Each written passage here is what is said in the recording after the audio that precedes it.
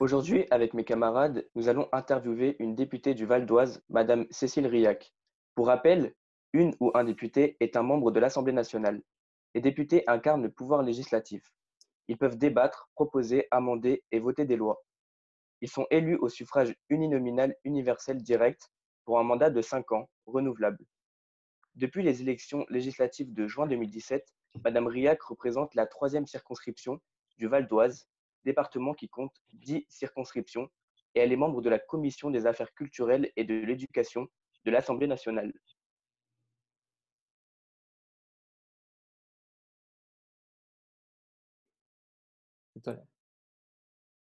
Entrer en politique, est-ce que cela a été facile et logique au vu de votre parcours? Et est-ce qu'on peut faire de la politique sans être forcément formé à cela? Ouais. Je dirais oui, on peut faire de la politique sans être forcément formé à cela. Surtout si vous sous-entendez derrière qu'il faut avoir fait Sciences Po pour pouvoir faire de la politique. Les études n'ont rien à voir en fait avec la politique au sens de faire de la politique avec un grand P, c'est-à-dire se mettre au service en fait de l'intérêt commun, de l'intérêt général. À partir du moment où on a cette définition-là de la politique, tout à chacun est capable de faire de la politique. Je dirais même, et ça c'est mon cas, tout à chacun se devrait de s'intéresser au moins à la chose politique.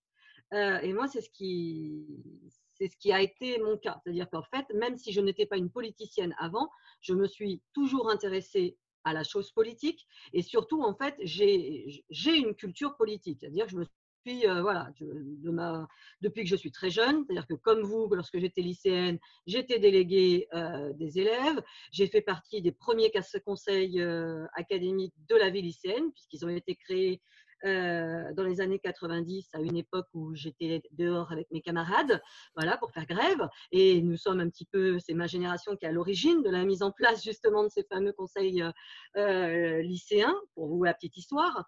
Donc oui, donc faire de la politique, pour moi, c'est pas quelque chose qui s'apprend à l'école, c'est quelque chose qui s'apprend au quotidien, tous les jours, dans sa citoyenneté, en fait, je dirais, dans son implication de la vie citoyenne. Et donc, ce qui fait que, pour ma part, c'est à la fois mon engagement en tant qu'enseignante, d'abord, ensuite en tant que chef d'établissement, parallèlement en tant que présidente d'association, qui ont fait que mon parcours m'a amené à vouloir de plus en plus m'investir au niveau politique, c'est-à-dire de faire de la politique en souhaitant être élue. Oui. Pour la deuxième question, nous aimerions savoir quelle est la journée type d'une députée et comment arrivez-vous à concilier votre vie de députée avec votre vie privée? Alors, quelle est la journée type d'une députée? En fait, il n'y en a pas. Mais le mardi et le mercredi, normalement, quand on n'est pas en période de confinement, on est à l'Assemblée nationale parce que c'est sur ces deux journées-là que sont regroupés, en fait, je dirais, les travaux en présence, c'est-à-dire où on a les questions au gouvernement, où on a les rendez-vous en commission. Je précise qu'un député doit être présent obligatoirement à sa commission dans laquelle il a été affecté. C'est en fait la seule obligation de présence que nous avons. Et les commissions se réunissent les mercredis matins. C'est le seul moment où on doit signer et où si jamais nous ne sommes pas présents régulièrement, nous pouvons avoir une pénalité financière sur nos indemnités. Tout ce qui est lié en fait ensuite aux travaux dans l'hémicycle au niveau de l'Assemblée, il n'y a pas d'obligation de présence parce qu'il faut savoir que comme tout se déroule la plupart du temps entre le mardi et le mercredi, on ne peut pas être au four et au moulin. Pour votre information, on a régulièrement 3 ou 4 réunions qui se déroulent en même temps en fonction. Alors moi, je suis membre de la Commission des affaires culturelles et de l'éducation. Je suis également membre de la délégation Outre-mer. Je suis investie dans plusieurs groupes d'amitié, c'est-à-dire les groupes d'amitié, ce sont les relations parlementaires entre députés de différents pays. Donc personnellement, je suis vice-présidente, par exemple, du groupe d'amitié France-Québec. J'appartiens aussi au groupe d'amitié France-Portugal, France-Algérie, France-Tunisie, France-Maroc, France-Finlande. Toutes les réunions sont toujours calées entre les mardis et les jeudis, par exemple. Nous avons également des groupes de travail sur des thématiques particulières. C'est également ces jours-là sur lesquels nous faisons nos auditions, nous rencontrons. Donc, entre le mardi, le mercredi et notre journée, je peux dire qu'elle commence à 8 h le matin et elle se termine à minuit lorsque on a fini de siéger dans l'hémicycle. Jusqu'au nouveau règlement, c'était 1h du matin. Depuis peu, c'est minuit. Et on reprend le lendemain, souvent entre 7h30 et 8h, parce que c'est là où nous avons ce qu'on appelle les petits déjeuners de travail qui nous permettent, nous, députés de la majorité, souvent de rencontrer les cabinets ministériels et donc d'avoir des discussions privilégiées avec les cabinets des ministres pour pouvoir justement travailler d'une manière collective. Donc, quand je ne suis pas à l'Assemblée, je suis en circonscription, dans le Val d'Oise. Et là, je travaille avec mon équipe. Et là, je vais rencontrer mes concitoyens, des chefs d'entreprise, des chefs d'établissement, des directeurs d'école, des enseignants, des commerçants, tout ce qui fait le tissu économique et social de la circonscription. Et je réponds aussi à tous les concitoyens qui m'interrogent parce qu'il y a des problèmes de droit. Voilà, souvent c'est lié à des problèmes de droit. Et ça, je le fais du lundi au dimanche soir. Parce que souvent, c'est le week-end où il y a les manifestations sportives, les manifestations des associations. Pour pouvoir rencontrer mes concitoyens qui travaillent la journée, et ben les rendez-vous, c'est souvent le soir après leur journée de travail à eux. Donc, une journée d'une députée, en fait, ça a commencé il y a 3 ans et la journée, elle se terminera au moment des futures élections. Voilà, c'est du continu. Et donc, c'est vrai que là-dessus, la vie personnelle, donc ma vie professionnelle, je l'ai mise complètement entre parenthèses. C'est impossible de travailler. Monsieur Mouillin sait très bien de quoi je parle, être chef d'établissement qui déjà vous prend une 50aine, une 60aine d'heures par semaine. Avec la fonction de député, c'est juste pas possible. Voilà. Donc, la vie professionnelle, c'est vraiment une parenthèse. Et la vie personnelle, on concilie. Voilà. C'est-à-dire que lorsque je suis avec mes enfants, par contre, j'essaie véritablement de faire un off total. Et même si c'est qu'une demi-journée de temps en temps, c'est du 250% avec eux. Voilà, pour compenser. Donc, en tant que députée femme, rencontrez-vous des difficultés dans vos relations avec vos collègues masculins, voire même des discriminations? Alors ça, c'est une très bonne question. Parce que clairement, de toute manière, le fait d'être une femme en politique, c'est quelque chose qui n'est pas facile à vivre. Moi, j'ai la chance d'arriver en politique déjà après. Il y a eu quand même sur la dernière mandature de gros chamboulements qui ont été faits. Donc, il faut quand même rendre à César ce qui appartient à César, c'est-à-dire que ce qui a été fait avant, le fait de rendre obligatoire les listes mixtes, le fait, voilà, ça déjà, ça a permis peut-être aujourd'hui d'avoir presque une mixité, une parité presque parfaite à l'Assemblée nationale. Maintenant, pour changer les mentalités, c'est du travail acharné, très profond. On ne va pas changer les choses du jour au lendemain. Et là-dessus, je parlerai en mon nom personnel parce que je pense que derrière, il y a aussi une question de tempérament. Il est clair qu'avec le tempérament que j'ai, on n'a pas trop intérêt à me marcher sur les pieds. Et donc, que je sois femme ou pas femme, qu'en face de moi, j'ai une femme ou un homme, s'il y a quelque chose qui ne me plaît pas, je le dirai. Et je le dirai d'une manière à certains moments qui peut être aussi brutale que l'agression que je subis. D'accord ? C'est-à-dire que si en face de moi, j'ai quelqu'un qui tient clairement des propos sexistes, je vais lui répondre d'une manière sexiste dans l'autre sens. Voilà. Donc, je pense aussi que c'est comme ça qu'on doit en effet s'affirmer. C'est-à-dire que ce n'est pas parce qu'on est une femme qu'on est une petite chose fragile qu'on doit… non, on n'est pas une petite chose fragile. On a un cerveau qui fonctionne comme les autres. À certains moments, même qui fonctionne peut-être d'une autre manière que les hommes. Et ce qui fait que ça fait une véritable richesse d'être justement à la parité. Voilà. Donc, oui, c'est pas facile d'être une femme à l'Assemblée. Il faut avoir du caractère, je pense. Et en cette période, là, je me permets de faire une petite parenthèse sur la période que nous vivons de confinement. Par contre, on voit très clairement que de nouveau, la femme, elle est dans la vie que nous vivons à la maison, de nouveau beaucoup plus en surcharge mentale. Parce qu'aujourd'hui, les femmes, elles travaillent à la maison. Elles continuent à faire le ménage à la maison. Elles font maintenant l'école à la maison. Elles font 2 fois plus de choses. Et on voit bien que la jante masculine, elle a du mal à suivre le rythme.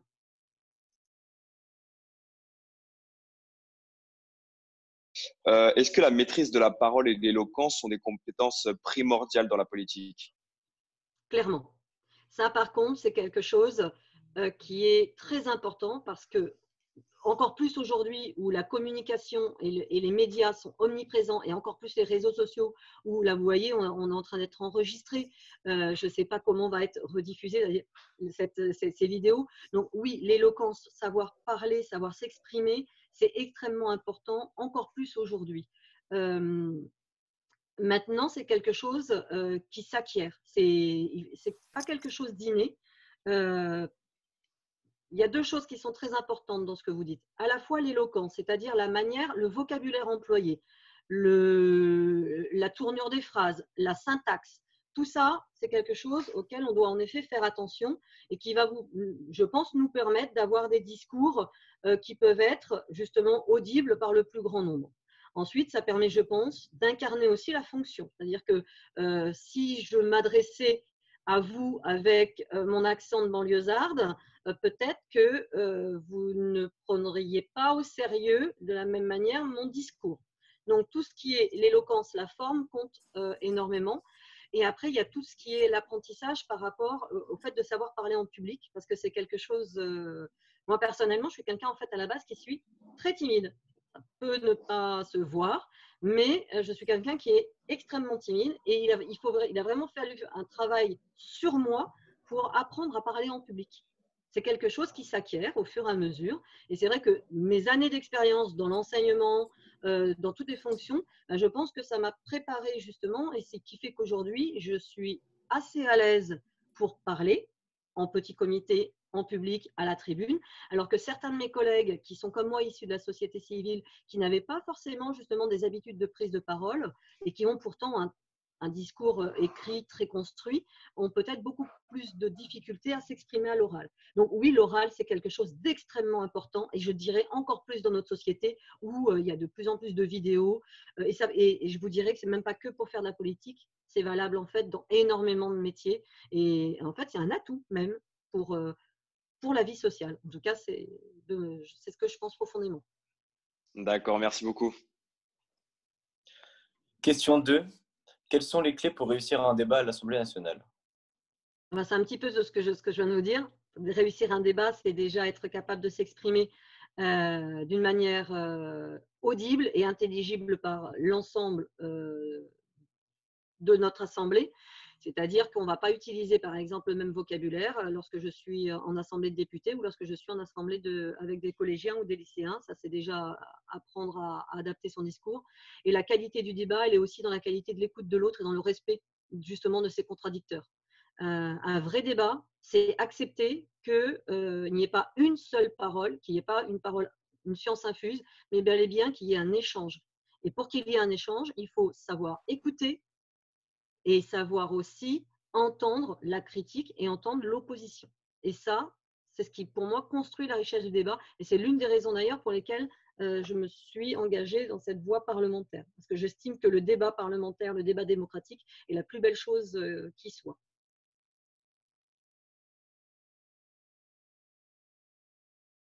La semaine dernière, l'Assemblée a voté une loi pour le plan de déconfinement.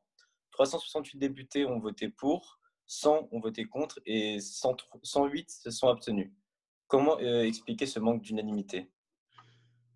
Alors, déjà, ce n'est pas une loi qui a été votée. C'est pour ça peut-être que ce scrutin est aussi varié. Ce qui s'est passé la semaine dernière, c'est donc le Premier ministre qui a exposé devant le Parlement son plan de sortie du confinement. Ce n'est pas une loi. Il aurait très bien pu, l'exécutif ayant complètement la main et le gouvernement ayant complètement la main là-dessus, il aurait très bien pu faire ses annonces devant un micro de BFM Télé ou des journalistes. Voilà. Donc, il a décidé de le faire devant le Parlement. Et il l'a dit d'ailleurs à la fin de son discours, en respect de la démocratie parlementaire qui est inscrite dans la Constitution française. Lorsqu'il demande le vote du gouvernement, ce n'est pas un vote qui sanctionne une loi, ou c'est simplement pour vérifier que le Parlement est majoritairement en accord avec la proposition dans ce moment de crise qui est vraiment unique au monde, de vérifier que nous sommes d'accord, en tout cas avec la stratégie qu'il a proposée. Et vous parliez du scrutin, et c'est vrai que le scrutin de ce vote est extrêmement intéressant parce qu'on voit des divisions, et des divisions qui vont au-delà des partis politiques. C'est-à-dire que je prends par exemple le Parti des Républicains. La plupart de ces partis-là se sont abstenus, les membres de ce parti. Il y a quelques-uns qui ont voté pour et il y a quelques-uns qui ont voté contre. On voit bien qu'il n'y a pas non plus d'unanimité dans l'autre opposition qui est le PS, le Parti socialiste. Ça veut bien dire que la question sanitaire, de crise que nous gérons, va bien au-delà de clivages politiques et que là, nous nous sommes exprimés véritablement en tant que représentants, je pense, de nos concitoyens et centralement fondés sur des valeurs que nous avons personnelles. Donc, je pense que c'est pour ça que le Parlement a été aussi divisé, c'est-à-dire avec de l'abstention, avec une centaine de voix d'opposition et les 360 voix pour. Moi, c'est comme ça que je l'explique. Et on va voir d'ailleurs, parce que là, il y a une loi en ce moment qui est en train d'être étudiée, en ce moment même au Parlement, qui est justement la prorogation de l'état d'urgence sanitaire, à savoir si on prolonge cet état d'urgence sanitaire jusqu'au mois de juillet. Là, nous allons voir également les votes. Et là, c'est bel et bien notre Parlement qui doit ou pas entériner un projet de loi. Vous voyez, c'est différent. C'est-à-dire que c'est deux choses différentes entre un vote qu'on pourrait appeler de confiance au gouvernement et un vote d'une loi. Si nous ne votons pas la loi de prorogation de l'état d'urgence sanitaire, à partir du 11 mai, du 23 mai, je crois, oui, on sort de l'état d'urgence sanitaire. Voilà. Alors que le vote qui a été fait auprès du Premier ministre, s'il y avait une majorité de contre, le gouvernement aurait acté, je pense que le président de la République aurait acté le fait que le Parlement ait exprimé une opposition, mais cela n'aurait pas empêché le gouvernement peut-être d'agir. Être député dans une zone rouge change-t-il le point de vue sur la situation présente? Oui, je pense que, et c'est pour ça que c'est important que les députés, bien que nous soyons des élus nationaux, soyons rattachés à un territoire. Parce que le fait d'être attaché à un territoire, ça nous permet d'avoir justement une analyse d'une partie de la France. Et la difficulté de notre rôle, c'est justement d'être capable de conjuguer la particularité de notre territoire avec une politique nationale qui s'applique dans l'Hexagone et en Outre-mer. Donc, il est clair que moi, je ne fais pas les mêmes remontées au gouvernement, aux ministres et au Parlement que certains collègues qui sont en département vert et qui sont au bord de la mer. Voilà. Bien qu'aujourd'hui, vous allez entendre certains députés dont la petite musique, ça va être uniquement de savoir pourquoi est-ce qu'on ne peut pas réouvrir les hôtels et les plages. Je veux dire, moi, dans le Val d'Oise, ce n'est pas la préoccupation de mes citoyens et de mes citoyens. Nous sommes en zone rouge, on est l'un des départements les plus touchés, nous avons un des taux d'hospitalisation les plus importants de France. Mes préoccupations et les vôtres, elles ne sont pas les mêmes. Donc voilà, moi je vais en effet porter beaucoup plus les préoccupations en lien avec les enjeux liés à la santé et au tissu économique. Moi, il faut savoir que sur ma circonscription, vous êtes un petit à côté. En fait, on n'est pas sur la même circonscription, mais on est limitrophe. En fait, sur notre partie du département, il y a beaucoup de petites TPE et de PME. Donc, et ça, c'est moi aujourd'hui, je suis extrêmement sollicitée par ces petits chefs d'entreprise, par les auto-entrepreneurs, par les artisans.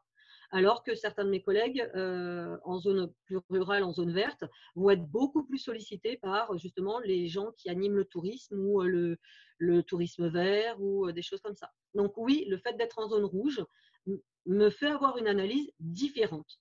Et c'est ça qui est intéressant aussi, c'est-à-dire qu'avec une analyse des 577 députés, quelle que soit leur origine d'ailleurs politique, c'est là où ça devient intéressant parce que c'est ça qui nous permet aussi de faire une véritable politique nationale. Le manque de confiance dans les institutions, l'État, les médias, les scientifiques conduit à une incompréhension et même un mécontentement sur les mesures décidées pour protéger la population. Cela montre-t-il un manque de confiance des Français entre eux ou une critique permanente du pouvoir en France? Les deux, mon capitaine. Non, c'est une très très bonne question parce que votre question, elle met le doigt en fait sur un enjeu qui va au-delà du moment, parce qu'en fait, ce que vous dites, c'est pas nouveau. Je veux dire, avant la crise sanitaire, on avait traversé une crise sociale énorme avec les gilets jaunes qui, quelque part, mettaient aussi en avant les mêmes problématiques. Oui, aujourd'hui, notre société, elle a un petit peu cette maladie de la méfiance, voire de la défiance. Aujourd'hui, avec les réseaux sociaux, vous avez un scientifique qui maîtrise un sujet depuis 25 ans, qui est hyper pointu au niveau mondial et qui va être contredit sur Facebook ou sur Twitter par le premier citoyen qui a décidé que ce qu'il disait, eh ben, c'était pas vrai. C'est-à-dire qu'aujourd'hui, en effet, on n'a plus une différenciation, une valorisation de la parole, de la sagesse de la parole ou du poids aussi de l'expérience. Et ça, je pense qu'il faut qu'on en prenne très très rapidement conscience. Je pense que vous êtes aussi une génération qui en a parfaitement conscience, qui avait reçu une éducation qui permet justement de faire la part des choses, mais tout le monde ne l'a pas. Et oui, ça peut même être dangereux pour notre société. Parce que lorsque vous mettez à chaque fois en concurrence une parole, je veux dire, moi, lorsque je m'exprime, je m'exprime en tant qu'aujourd'hui que politique et je sais très bien la valeur et la portée de ma parole. Et il y a certaines choses aujourd'hui que je ne me permettrai pas de dire, alors que je les pense profondément, mais parce que ça n'aurait pas… je pourrais en fait influencer sur des décisions et ça serait pas correct. Voilà. Donc, la valeur de cette parole, le poids des mots et surtout la valeur de la personne, aujourd'hui, il faudrait quand même un petit peu re-hiérarchiser les choses. C'est-à-dire que les scientifiques, ce n'est pas des charlatans. Les scientifiques, ça fait quand même une éternité qu'on base le progrès de notre société aussi sur les sciences. Que lorsque vous avez certaines personnes politiques qui prennent des décisions et qui disent qu'elles les assument, c'est pas une décision qui est prise comme ça sous la douche le matin, en train de se dire oh bah tiens aujourd'hui je vais tenter ça. Non, ce sont des décisions qui sont mûrement réfléchies et qui sont malgré tout ce qu'on peut entendre, qui sont véritablement concertées. Après, ça ne plaît pas à tout le monde, c'est clair, parce que de toute manière, on a toujours quand on prend une décision, on fait la moitié de content et la moitié de mécontent, de toute manière, surtout quand on tranche. Donc, c'est aussi le rôle du politique. On sait très bien que quelle que soit la décision qu'on prenne, de toute manière, on va faire des contents et on va faire des mécontents. Et bizarrement, c'est toujours les mécontents qui s'expriment beaucoup plus fortement que les contents. Ça aussi, il faut le dire.